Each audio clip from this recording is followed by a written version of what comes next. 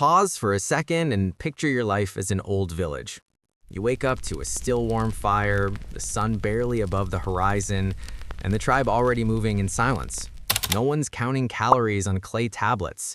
No one's swearing loyalty to a shiny treadmill. And yet, bodies work. Why? Because the rhythm is simple. Hunt, walk, eat what the land and water provide, sleep well, repeat. The problem isn't you. It's the modern environment that turned the pantry into an amusement park. Lights, sugar, fat, noise. Your body's just trying to survive the carnival. The first shift is in your head, not on your plate. Instead of fighting biology, align with it. Think like an urban hunter. It's not about banning anything, it's about making what works easy and what drags you down hard. Today, choose a single tribal swap. Take one food that comes from a factory and replace it with something from the earth, the water, or that once had eyes. A piece of fruit instead of cookies, a handful of nuts instead of a candy-like bar, simple fish instead of a tired hamburger. Do this for a week. Your taste receptors start to wake up. Sugar loses the throne. Your brain whispers, "We're safe." Second shift, stealth movement.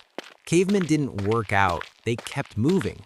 Bring back micro hunts, stairs whenever possible, 2 short walks of 5 to 8 minutes after meals, grocery trips on foot, backpack instead of bag, stretches while the water boils. Aim for 3 to 5 micro hunts a day. By week's end, you'll have done more for your body than many who bike through a TV series. Third shift, chew time. Eating slowly isn't pretentious, it's internal hunting technique. Set your utensil down between bites. Breathe. Feel the texture. Let the body send the fullness messenger.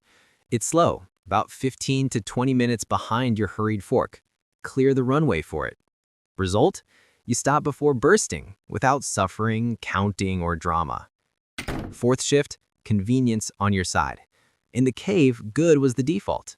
Game, roots, leaves, clean water. In your apartment, good needs to be ready too. Build campfire kits. Cooked rice or sweet potatoes in the fridge. An easy protein. Eggs, shredded chicken, sardines. A container of washed greens, olive oil, salt, lemon. Come home hungry? In 5 minutes, you've got a game and roots bowl. When good is easy, bad loses its magic. Try it tonight. Make sure you wake up tomorrow with this kit ready. Half an hour now saves a lot of bad decisions later. Fifth shift, size matters, but not how you think. The mind is satisfied by variety and visual limits. Use smaller plates, assemble 3 or 4 components, and sit down to eat. Your brain checks mission accomplished before excess. Want proof? Serve the same lunch on a large plate and the next day on a smaller plate with the same items separated. You'll feel the difference. Not a trick. It's neurobiology cooperating with your goal. Sixth shift. Snacks are tools, not crutches. Before you nibble, ask the hunter's question.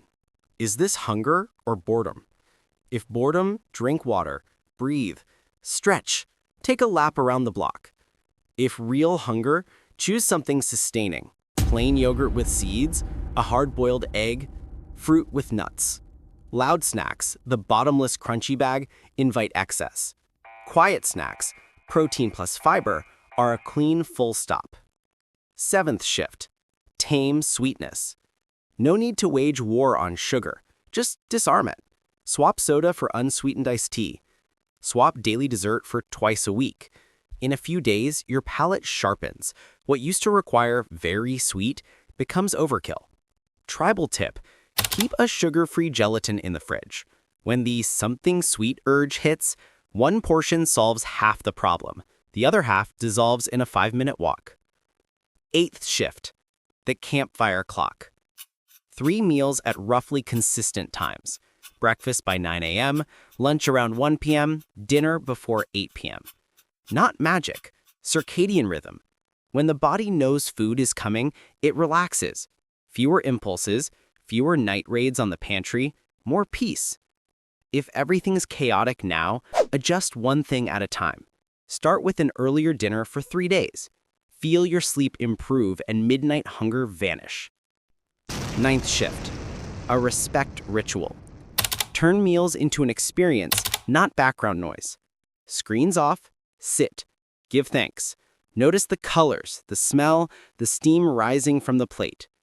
When you pay attention, the same portion gains emotional weight. When food becomes a gathering again, it stops being anesthesia. And without anesthesia, you don't need an extra dose. Now let's tie it together like a good hunter ties his spear. You don't need to starve to become light again. You need an environment that favors you, repeatable routines, and simple choices that stack. Campfire kits ready, one smart swap a day, smaller plates, sugar tamed, purposeful snacks, steady mealtimes, daily micro hunts, a slow fork, a table without screens. Today, pick one action. Prep 2 bowls of game and roots for tomorrow. Tomorrow, take stairs instead of the elevator. The day after, eat dinner an hour earlier. Small decisions repeated become a new body.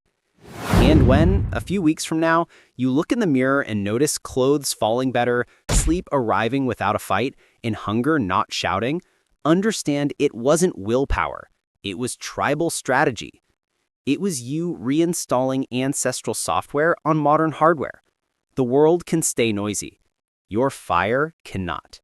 It burns calm and steady, lighting the way back to who you've always been. Lean, efficient, light. A hunter. The tribe thanks you.